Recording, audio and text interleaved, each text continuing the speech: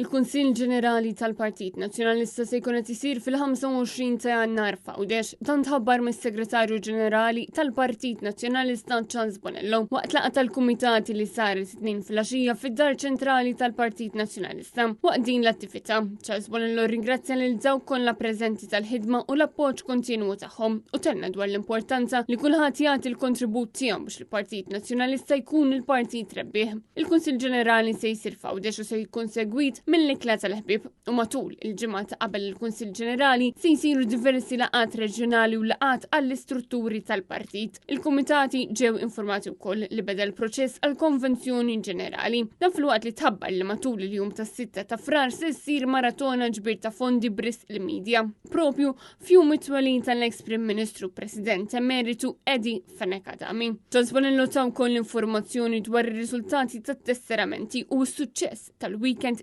dedikat lit-tesseramenti fejn 25% tal-pagamenti diġà ġabru f'dak il-weekend. Intant is-Segretarju Ġenerali tal-Partit Nazzjonalista ta' wkoll informazzjoni dwar l-istrutturi tal-partit u l-elezzjoni interna li se ssir aktar tard din il-ġimgħa.